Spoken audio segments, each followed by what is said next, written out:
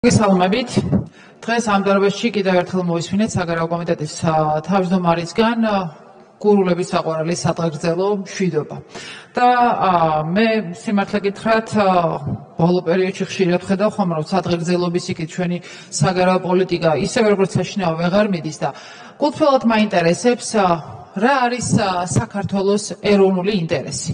მხოლოდ მშვიდობა თუ ტერიტორიული მთლიანობა და სუვერენიტეტი, ჩვენი დემოკრატია და ჩვენი ნატოსა და ევროკავშირში გაწევრიანება. და როგორ მოხდა ისე რომ აი ამ ეროვნულ ინტერესებს, რომელიც გაცხადებული იყო აქამდე, მხოლოდ მშვიდობა შერჩა, ისიც ცარიელი. და მე მაინტერესებს მათ შორის თქვენი გუნდის საგარეო მიმართულების ხელმძღვანელებისგან მოვისმინო პასუხი, როგორ უზრუნველყოფს მშვიდობას ის, როდესაც რუსეთის სამხედრო ბაზა უნდა განთავთეს ოკუპირებული აფხაზეთის ოჩამჩირის პორტში და ამაზე ხმას არ იღებს ქართული ოცნება. რატომ არ მოვუწოდებთ პარტნიორებს, რომ ეს ფაქტი იყოს დაგმობილი და ერთიანი პოზიცია იყოს? რატომ ვერ გაბედა ირაკლი ბერაიამ ქართული ოცნების დელეგაციის წევრებთან, სამ წევრთან ერთად, რომ თუნდაც ოპოზიციონერი დეპუტატის წევრის მხრიდან ინიცირებულ ცვლილებებში ნატოს საპარლამენტო ასამბლეაზე დარბაზში მაინც ყოფილიყო და ეჩვენებინა, რომ ეს საქართველოს დელეგაციის მხარდაჭერაა და არა მხოლოდ ოპოზიციის. და რატომ ყოფთ ქვეყნის ტერიტორიული მთლიანობის და სუვერენიტეტის მხარდაჭერისას თქვენ პარლამენტის დამოკიდებულებას? ეს უზრუნველყოფს მშვიდობას? მე გულწრფელად მაინტერესებს და ამაზე პასუხი მე თქვენგან არ მიმიღია.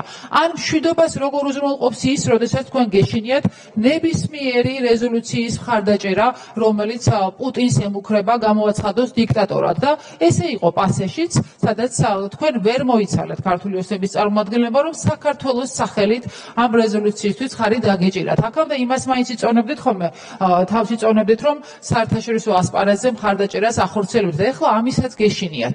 და იქნება მითხრათ, სირაქლემას პოზიცია როდის გახდა ეროვნული ინტერესი საქართველოსი და რაც უფრო დავიმალებით და არაფერს არ ვიტყვით რუსულ ოკუპაციაზე, რომელიც აგერ ჩვენ საქართველოს ტერიტორიებზე ხორციელდება და რაც უფრო არ შევიმჩნევთ იმ დაცინვას, რომელსაც ოკუპირებული რეგიონების დე-ფაქტო ლიდერები საქართველოს ხელისუფლების წინააღმდეგ ისვრიან, ეს როგორ უზრუნველყოფს მშვიდობას? აი ხა ანატოლი ბიბილოვი, მარიონეტული რეჟიმის ხელმძღვანელი, როდესაც პრემიერ ღარიბაშვილზე ამბობს, რომ მისი პრაგმატული პოლიტიკა მომწონსო და საერთოდ ალბათ ვერც ბერ დავსო საქართველოში, თორე ხელი აიღო ტერიტორიული მთლიანობის უზრუნველყოფის საკითხზეო და ეს მშვიდობას როგორ უზრუნველყოფს იქნება ამიხსნათ, როდესაც ტერიტორიული მთლიანობის და სუვერენიტეტის საკითხი თან დაკავშირებით დაგვცინიან არა თუ კრემლიდან, არამედ მათ შორის უკვე ოკუპირებული რეგიონების მარიონეტული რეჟიმებისგან. ან როგორ არის მშვიდობა, როდესაც იქამდე სალამ ქართული ოცნების და პრეზიდენტის პოზიცია რუსეთთან მიმართებაში